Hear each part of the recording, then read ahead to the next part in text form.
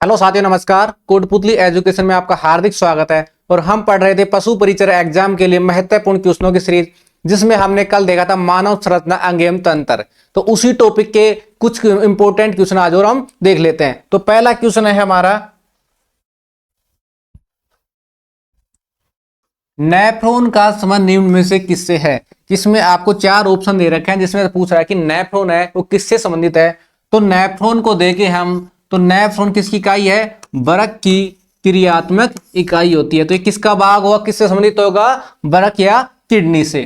और नेफ्रॉन का हम कार्य देखें, क्या नेफ्रॉन,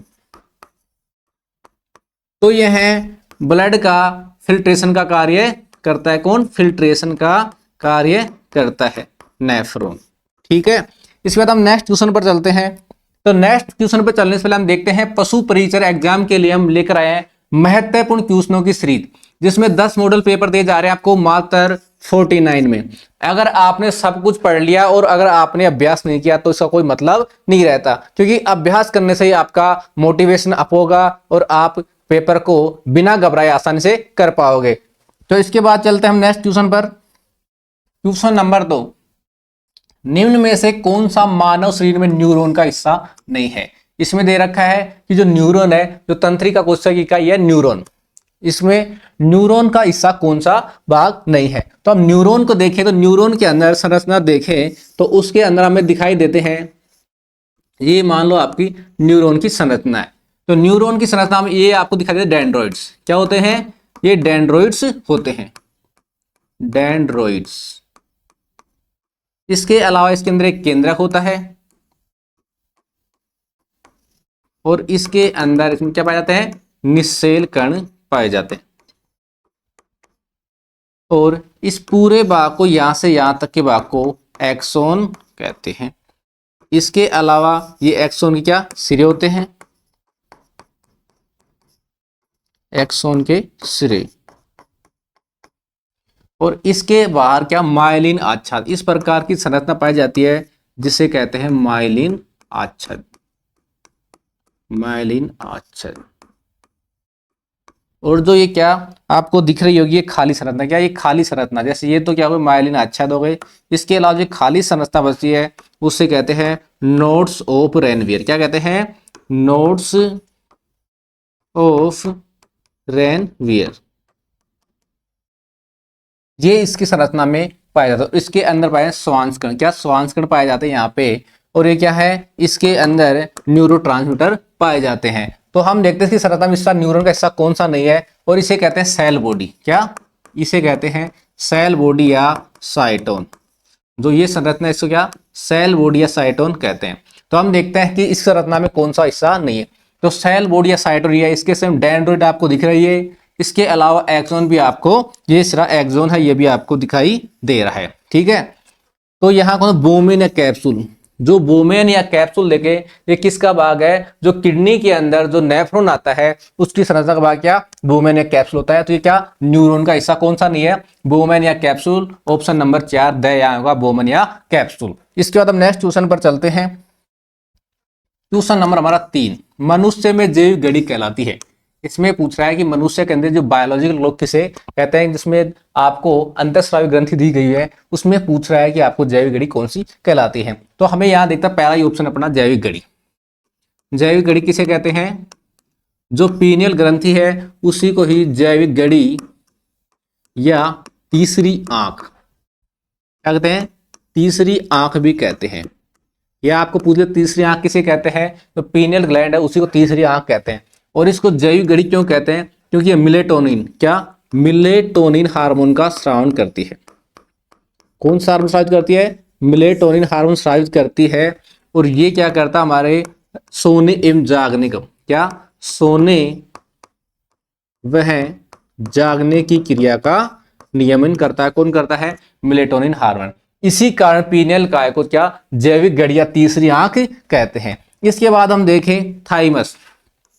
इसके अंदर एक ग्रंथि है थाइमस, ये क्या करती है, जो थाइमोसिन, थाइमोसिन हार्मोन का स्रावन करती है। कौन, थाइमस, थाइमस ग्रंथि। और ये किसका कार्य करती है, प्रतिरक्षा का कार्य करती है।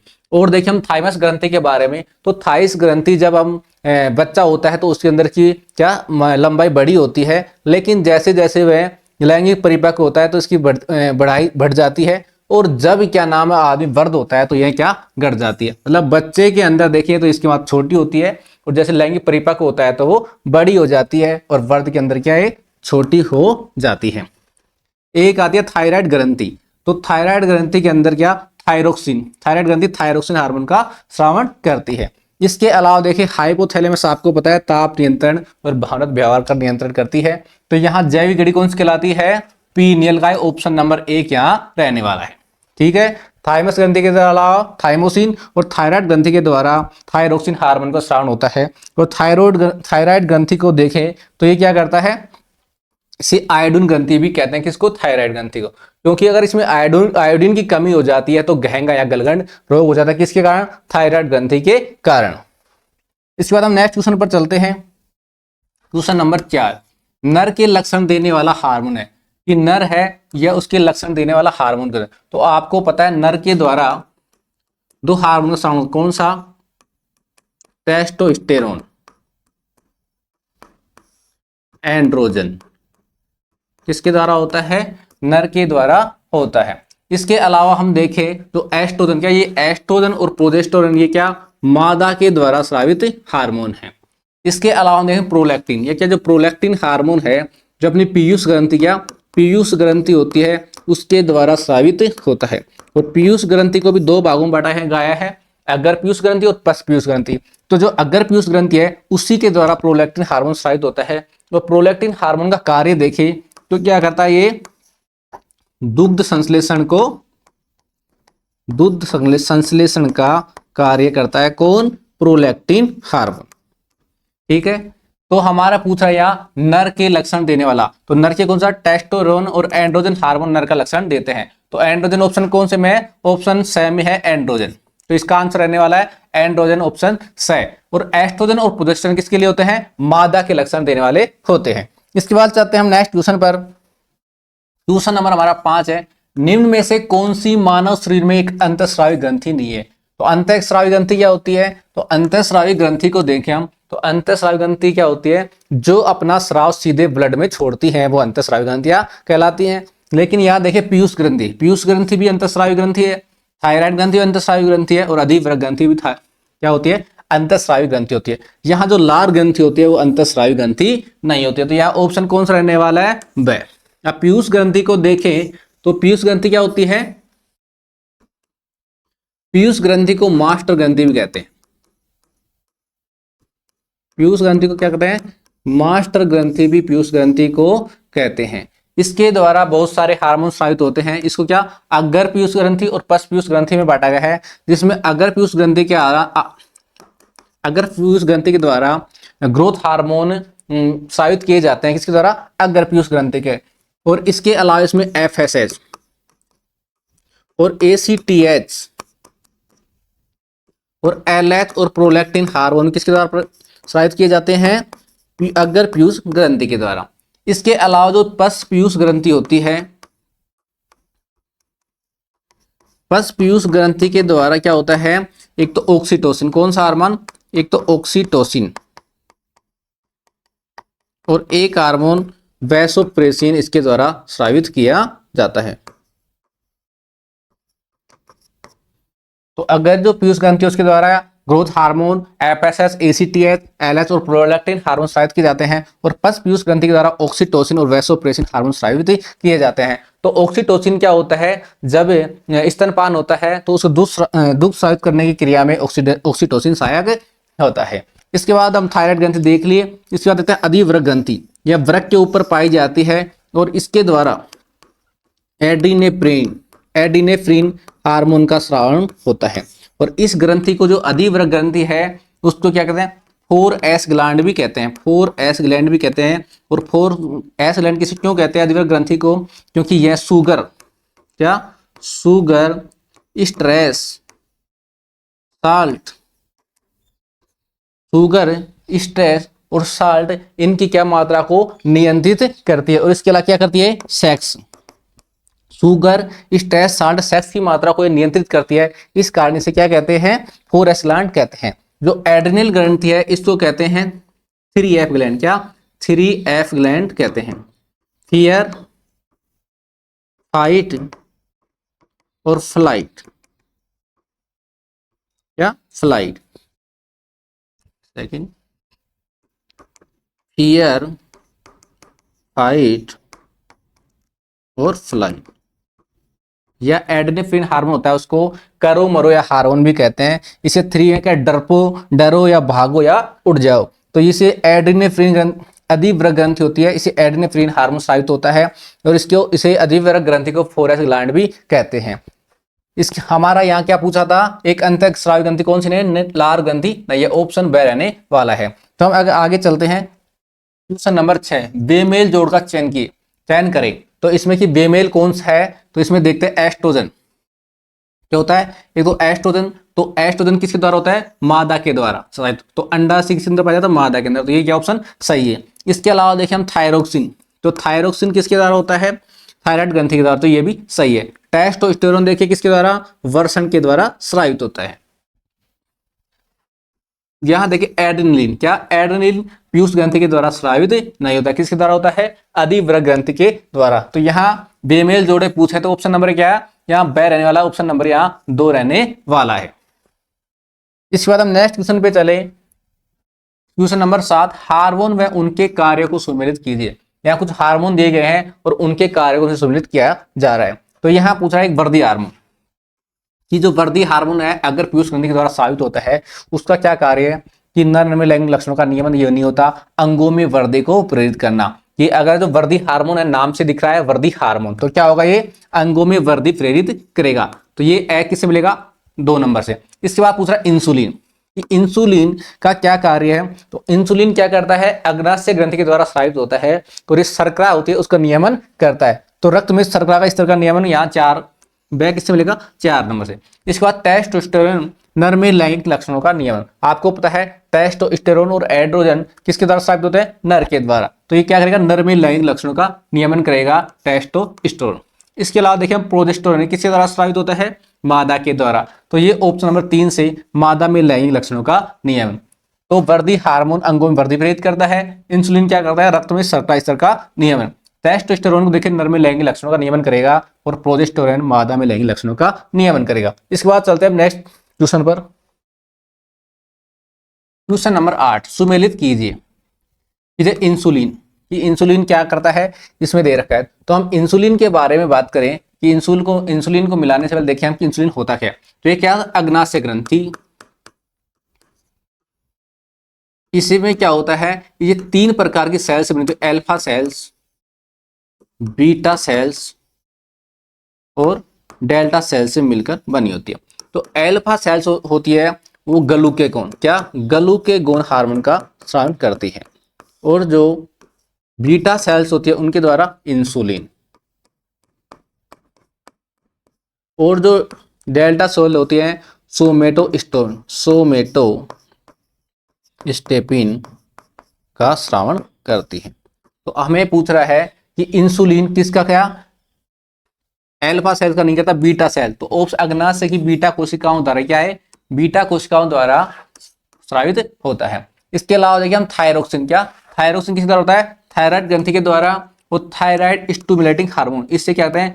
TSH भी कहते हैं। ये अगर पीयूष ग्रंथि के द्वारा स्रावित होता है तो ये क्या होगा? पीयूष ग्रंथि के द्वारा। और टेस्टोस्टेरोन को देखिए क्या? ये वर्षण से संबंधित होता है। और यहाँ पे देखिए अल्फा सेल्स और बीटा सेल, जो ग्लूकेगोन होता है क्या करता है? ये ग्लूकोज की मात्रा को बढ़ाता है। तो जो बीटा सेल होती है इंसुलिन क्या करता है? ग्लूकोज की मात्रा को नियमित करता है। इस प्रकार इंसुलिन और ग्लूकेगोन ग्लूकोज या शर्करा की मात्रा को नियमन करते हैं। तो यहाँ हमारा देखा ऑप्शन, इंसुलिन अग्नाशय बीटा कोशिकाओं स्रावित होता है, थायरोक्सिन थायराइड ग्रंथि से, और TSH हार्मोन पीएस ग्रंथि से, और टेस्टोस्टेरोन क्या? वर्षण से संबंधित होता है। इसके बाद हम चलते हैं नेक्स्ट क्वेश्चन पर। क्वेश्चन नंबर 9, किस हार्मोन को आपातकालीन हार्मोन कहते हैं? कि आपातकालीन हार्मोन किसे कहते हैं? जो अधिवृक्क ग्रंथि होती है उसके द्वारा एड्रेनल हार्मोन स्रावित होता है, उसे क्या कहते हैं? आपातकालीन हार्मोन। तो यहाँ पहला ही ऑप्शन है, एड्रेनल को आपातकालीन हार्मोन कहते हैं।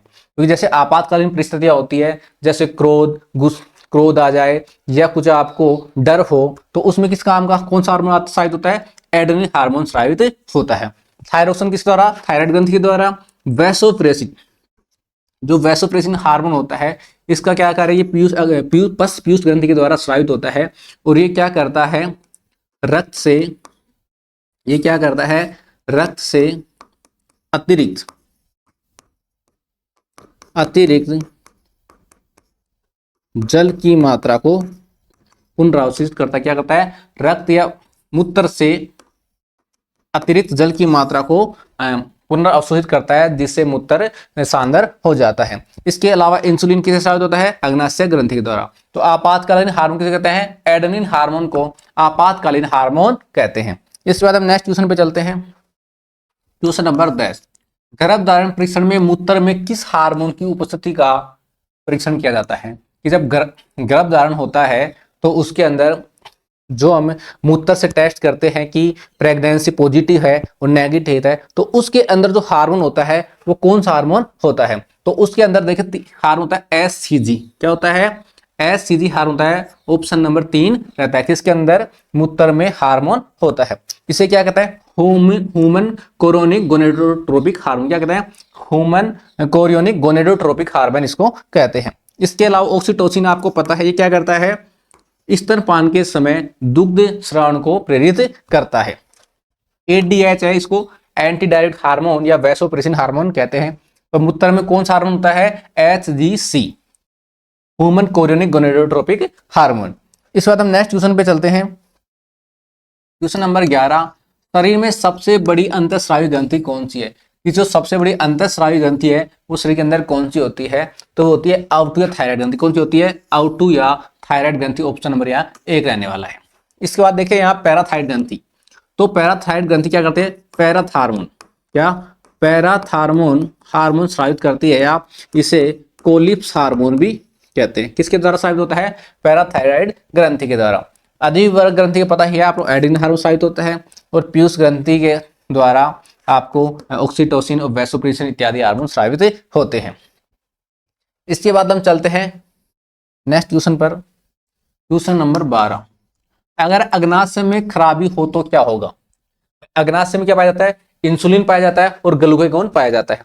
अगर इसमें अग्नाशय में खराबी हो जाएगी तो इंसुलिन और ग्लूकागॉन नहीं बनेगा और उससे क्या डायबिटीज या मधुमेह रोग हो जाएगा। तो इसमें देखते हैं क्या पाचन क्या ठीक से नहीं होगी, पाचन के से कोई संबंध नहीं है। यहाँ इंसुलिन और ग्लूकागॉन नहीं बनेगा, अर्थात इंसुलिन और ग्लूकागॉन नहीं बनेगा। ऑप्शन नंबर यहाँ 2 रहने वाला है।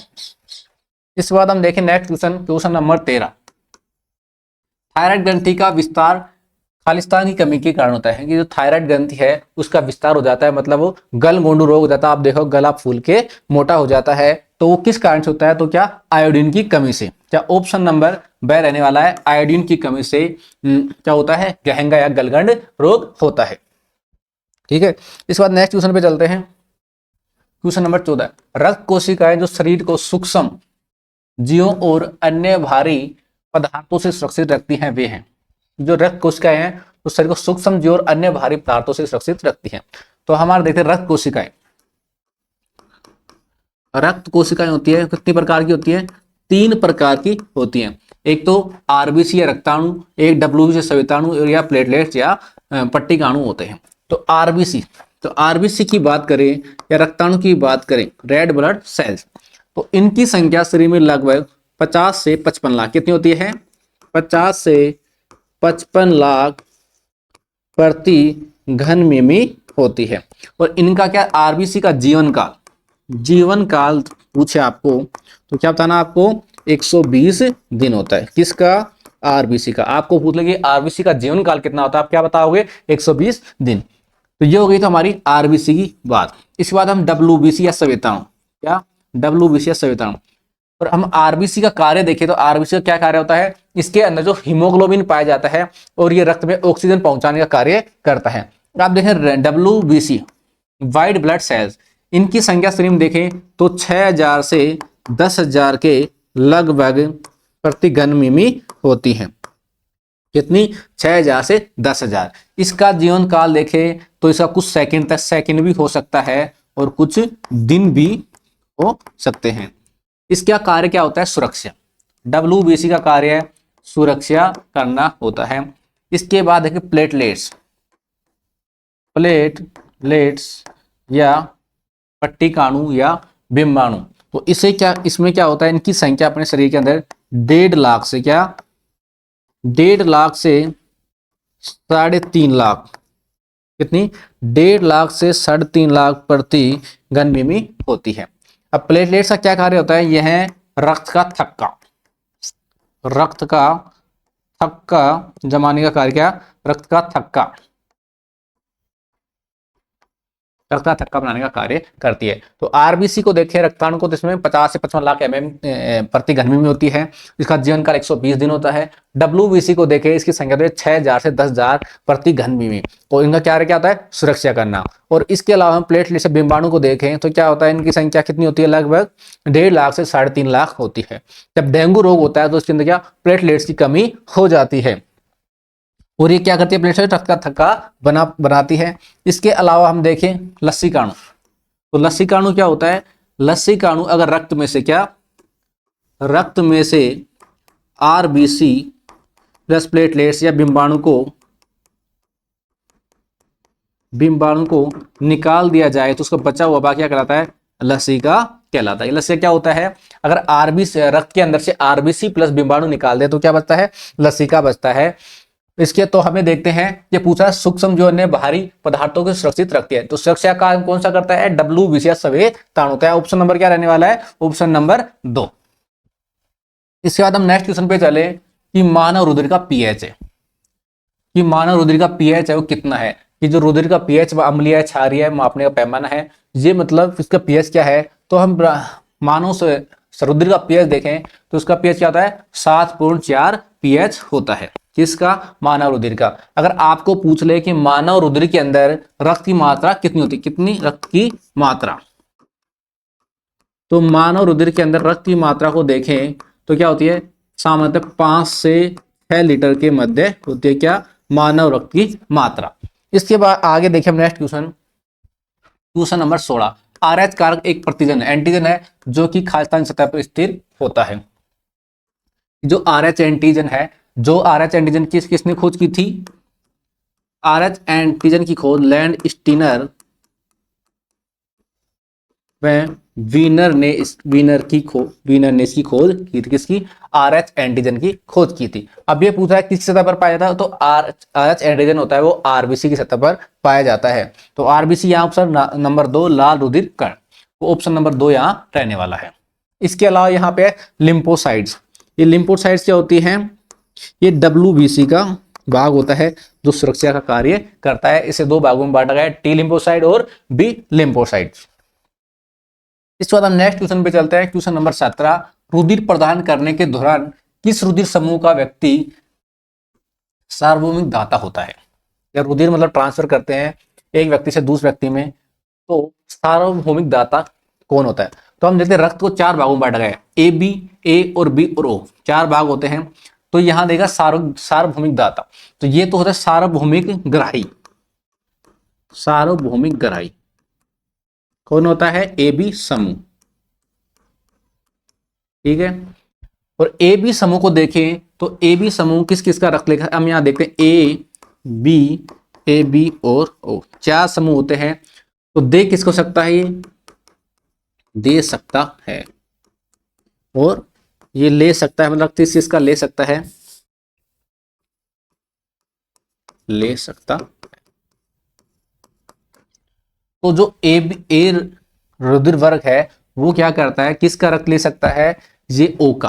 किसका ले सकता है? O का ले सकता है और A का, क्योंकि O होता है क्या? O समूह सार्वभौमिक दाता होता है, सार्वभौमिक दाता, अर्थात इसका रक्त A भी ले सकता है, B भी ले सकता है, A भी ले सकता है, O भी ले सकता है।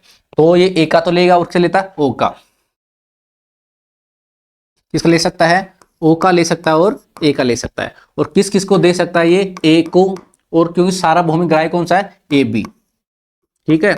इसके अलावा देखें B, तो B किसको दे सकता है? B को तो दे सकता ही है, इसके अलावा AB, क्योंकि AB सार्वभौमिक ग्राही है। और किस किस का ले सकता है ये B? तो B ले सकता है O का, और प्लस डी का। इसके अलावा देखिए ए बी, ए बी सिर्फ ए बी को दे सकता है और ये ले सकता है, ए का भी ले सकता है, बी का भी ले सकता है, ए बी का भी ले सकता है और ओ का भी ले सकता है। इसके अलावा हम ओ देखें तो ओ सिर्फ ओ सबको दे सकता है, किसको, ए को भी, बी को भी, ए बी को भी और ओ को भी। इसके अलावा देखिए ये किसका ले सकता है ओ, तो ओ सिर्फ ओ का ले सकता है, क्योंकि यहाँ क्या है, जो ए बी है सार्वभौमिक ग्राही है, मतलब सभी का रक्त ले सकता है, किसका, ए का भी, बी का, ए बी का और ओ का। और जो ओ है वो क्या है, सार्वभौमिक दाता, मतलब ये सबको रक्त दे सकता है, लेकिन ओ ले किसका सकता है, सिर्फ ओ का ले सकता है। तो यहाँ पूछ रहा मैं सार्वभौमिक दाता, तो सार्वभौमिक दाता कौन सा है, ओ समूह। अगर ओ समूह में भी आपको दे दे ओ पॉजिटिव और ओ नेगेटिव, तो आपको पीरियोडिक किसकी देनी है, ओ नेगेटिव रक्त समूह को देनी है, ओ नेगेटिव सार्वभौमिक दाता होता है। इसके अलावा आपको दे दे ए बी समूह, सार्वभौमिक ग्राही कौन होता है, तो क्या होता है, ए बी समूह होता है। तो यह आपको पूछ लेगी कि ए किसको रक्त दे सकता है, ले सकता है, तो आप इसे याद रख सकते हैं। तो हम चलते हैं नेक्स्ट क्वेश्चन पर, क्वेश्चन नंबर 18। बी रुधिर वर्ग वाला व्यक्ति जिन रुधिर वर्गों के व्यक्तियों को रक्त दान कर सकता है वह है। अभी हमने देखा कि आपको ए किसको दे सकता है, बी किसको दे सकता है, तो ये पूछ रहा है बी रुधिर वर्ग, कौन सा, बी। तो ये पूछ रहा है बी व्यक्ति किसको रक्तदान कर सकता है, किसे किसे दे सकता है, तो ये किसको किसको दे सकता है, एक तो बी को दे सकता है, और क्या, ए बी सार्वभौमिक क्या होता है, ग्राही होता है, तो इनको दे सकता है। और बी और ए बी, ए और रुधिर को ये नहीं देगा, बी और ओ को नहीं देगा, ए और बी इसको भी नहीं देगा, तो किसको देगा, ये बी वह ए बी रुधिर वर्गों को बी रुधिर दे सकता है। तो ऑप्शन नंबर यहां दे रहने वाला है। इसके बाद हम नेक्स्ट क्वेश्चन पे चलते हैं, क्वेश्चन नंबर 19। ट्रांसफ्यूजन के लिए रक्त को कितने दिन तक संग्रहित किया जा सकता है, कि ट्रांसफ्यूजन उसके लिए रक्त को कितने दिन तक संग्रहित किया जा सकता है, कि रक्त को संग्रहित जो ब्लड बैंक के अंदर संग्रहित रहता है कितने दिन तक रह सकता है। तो हम देखें सामान्य से 35 से 45 दिन संग्रहित रहता है, कितने, 35 से 45 दिन। ऑप्शन यहाँ ब रहने वाला है।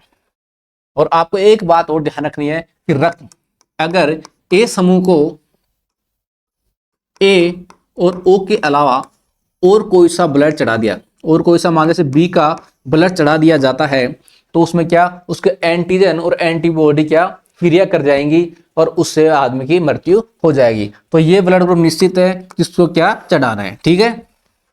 इसके बाद हम नेक्स्ट क्वेश्चन पे चलते हैं, क्वेश्चन नंबर 20। गर्भवती महिला में सामान्य हीमोग्लोबिन स्तर है, कि जो आरबीसी में हीमोग्लोबिन पाया जाता है वो गर्भवती महिला होती है, प्रेग्नेंट महिला होती है, उसके अंदर उसकी मात्रा कितनी होती है, तो उसके अंदर 11 ग्राम, क्या 11 ग्राम प्रति डेसीलीटर हीमोग्लोबिन पाया जाता है।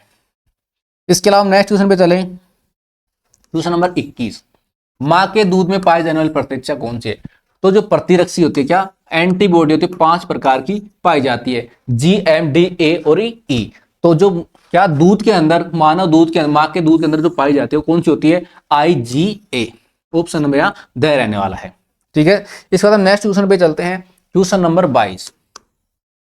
निम्नलिखित में से कौन सी रक्त कोशिका के थक्के जमने में महत्वपूर्ण भूमिका निभाती है। जो रक्त का थक्का जमता है, जब हमारी चोट लग जाती है तो क्या रक्त का थक्का जमता है, तो किस कारण से जमता है, तो एक पूरी प्रोसेस होती है जिसमें क्या थ्रोम्बोप्लास्टिन और कैल्शियम आयन होते हैं, उन्हीं के द्वारा क्या रक्त का थक्का बनता है। तो यहाँ देखते हैं थ्रोम्बोप्लास्टिन, थ्रोम्बोसाइट्स क्या होता है, यहाँ ऑप्शन नंबर यहाँ दे रहने वाला, इसी के कारण क्या रक्त का थक्का बनता है। एरिथ्रोसाइट्स कहते हैं आरबीसी को। न्यूट्रोफिल्स ये किसका भाग होता है, डब्ल्यूबीसी का भाग होता है, और यह डब्ल्यूबीसी का 60 से 65% भाग बनाता था, सबसे ज्यादा भाग यही बनाता है। और ल्यूकोसाइट किसे कहते हैं, डब्ल्यूबीसी को ही ल्यूकोसाइट्स कहते हैं, ठीक है। इसके बाद हम नेक्स्ट क्वेश्चन पे चलते हैं, क्वेश्चन नंबर 23। यदि पिता आरएच सहित या आरएच पॉजिटिव व माता आरएच नेगेटिव हो तो माता को पहले प्रसव तुरंत बाद खालिस्तान दिया जाता है। कि जब आरएच पॉजिटिव पिता हो और आरएच नेगेटिव माता हो तो उसमें क्या शिशु होता है, तो उस शिशु, पहला शिशु तो नॉर्मल होता है, लेकिन जो द्वितीय शिशु होता है वो है रोगी होता है। तो जब पहला शिशु होता है तो उसे क्या दिया जाता है, एक इंजेक्शन दिया जाता है, एंटीबॉडी दिया जाता है, रोगोम प्रतिरक्षी, कौन सी, रोगोम प्रतिरक्षी, यहाँ ऑप्शन नंबर ब रहने वाला है। और यह कितने 24 से 48 घंटों के अंदर ही यह दिया जाता है, क्या रोगोम प्रतिरक्षी। इस बार नेक्स्ट क्वेश्चन पे चलें, क्वेश्चन नंबर 24। इरिथ्रोब्लास्टोसिस फैटालिस एक रोग है जिसमें RH कारक के कारण बच्चे की मृत्यु हो जाती है। इसमें दे रखा है कि इरिथ्रोब्लास्टोसिस फेटलिस एक रोग है, तो किस बच्चे की RH कारक पॉजिटिव बच्चा उसका किस कारण से मृत्यु हो जाती है, मतलब कौन सा बच्चा, पहला, द्वितीय, तृतीय, चतुर्थ। तो हम देखते हैं एक RH पॉजिटिव पिता और RH नेगेटिव माता या पिता। तो इनकी जो पहली संतान होती, क्या पहली संतान होती है, वो क्या होती है, नॉर्मल। नॉर्मल क्यों होती है कि अपरा के कारण उनका रक्त मां का रक्त और बच्चे का रक्त मिल नहीं पाता। उसके बाद जो दूसरी संतान होती, क्या दूसरी संतान होती है,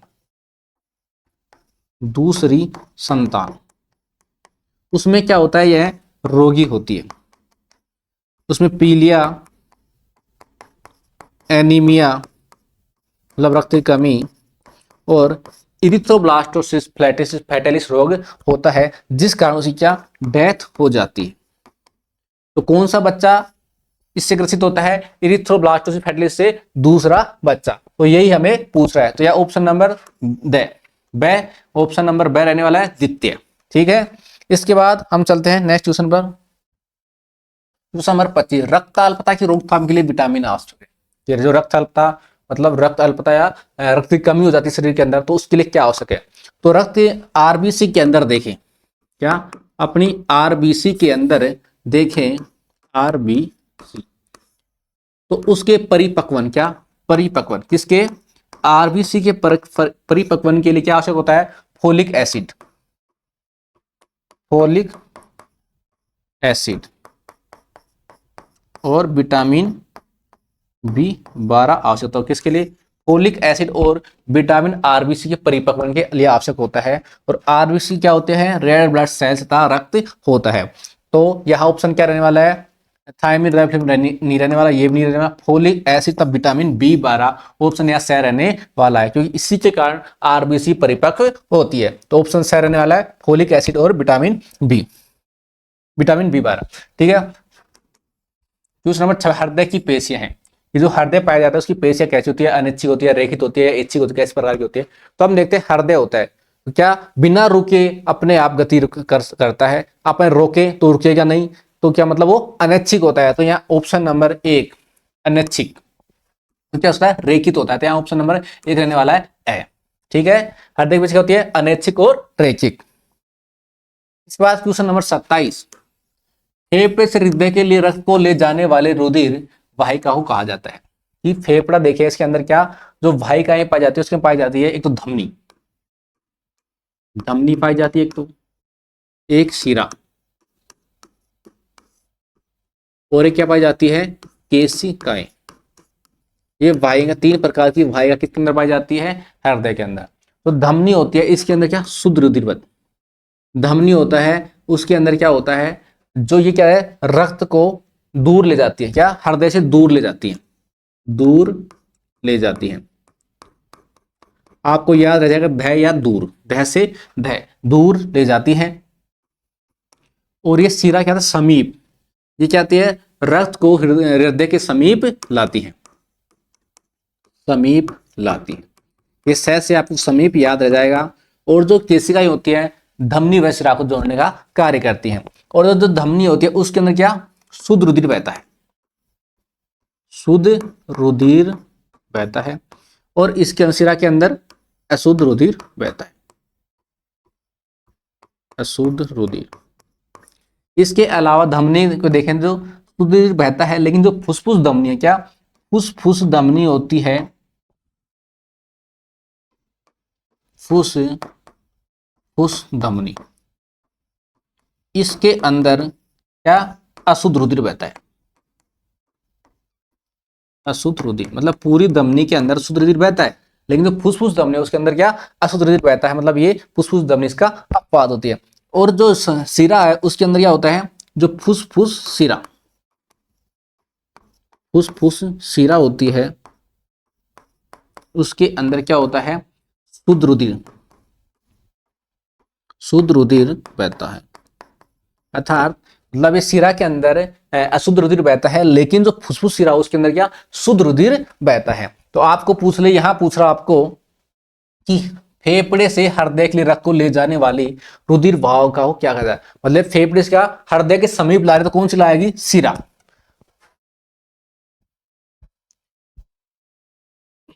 यहाँ पे ऑप्शन गलत लिख दिए गए हैं, कोई दिक्कत नहीं, यहाँ पे क्या होगा ऑप्शन, इसका ऑप्शन रहने वाला सिरा, फुसफुसिए सिरा, फुसफुसिए सिरा इसका ऑप्शन रहने वाला है।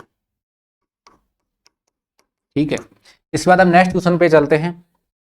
इसका ऑप्शन ही गलत लिखे गए हैं, तो आपको क्या लिखना है, फुसफुसिए सिरा इसका ऑप्शन रखने हैं। इसके बाद नेक्स्ट क्वेश्चन पे चलते हैं। क्वेश्चन नंबर 28, मादा मानव में स्तन ग्रंथियां कौन से प्रकार की पाई जाती है।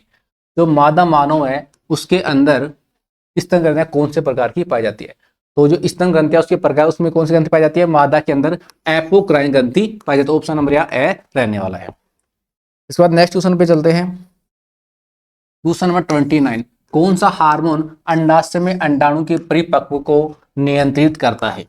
कि जो हार्मोन है वो अंडाशय में अंडाणु के परिपक्व को कौन सा नियंत्रित करता है, एफएसएच, टीएसएच, एडीएच। तो यहां करता है कौन सा, एफएसएच, फोलिकल स्टिमुलेटिंग हार्मोन इसका फुल नाम है, जो क्या करता है, अंडाशय में अंडाणु के परिपक्वन का कार्य करता है। इसके अलावा शुक्राणु जनन, क्या शुक्राणु जनन को प्रेरित करता है। कौन सा हार्मोन, एफएसएच। और क्या करता है, अंडाणु के परिपक्वन कार्य कौन करता है, एफएसएच। और किसके द्वारा स्रावित होता है, अग्र पीयूष ग्रंथि के अलावा। या टीएसएच, ये भी क्या है, अगर पीयूष ग्रंथि के द्वारा स्रावित होता है। और एंटी डायरेक्ट यूरेटिक हार्मोन ये बस पीयूष ग्रंथि के द्वारा स्रावित होता है। और ये ग्रोथ हार्मोन क्या अग्र पीयूष ग्रंथि के द्वारा स्रावित है। तो यह ऑप्शन नंबर 1 रहने वाला है। ठीक है, शुक्राणु जनन को प्रेरित करता है और अंडाशय में अंडाणु के परिपक्वन कार्य एफएसएच करता है। अगला क्वेश्चन, क्वेश्चन नंबर 30, स्तनपायी में दूध उत्पादन का उद्दीप्त करने वाले हार्मोन को किस नाम से जाना जाता है। तो स्तनपायी है उसमें क्या दूध उत्पादन का उद्दीप्त करने वाले हार्मोन कौन से होते हैं। तो दूध हार्मोन है उसका संश्लेषण कौन सा करता है, तो प्रोलैक्टिन। क्या प्रोलैक्टिन हार्मोन दूध का संश्लेषण करने का कार्य करता है। किसका भाग है, अग्र पीयूष ग्रंथि द्वारा स्रावित होता है। तो ऑप्शन यहाँ ब रहने वाला है। ठीक है, तो ये हमारे आज के 30 क्वेश्चन थे किसमें, मानव श्रोता अंग एवं तंत्र के बारे में। इसके आगे हम अगली क्लास में देखेंगे। धन्यवाद।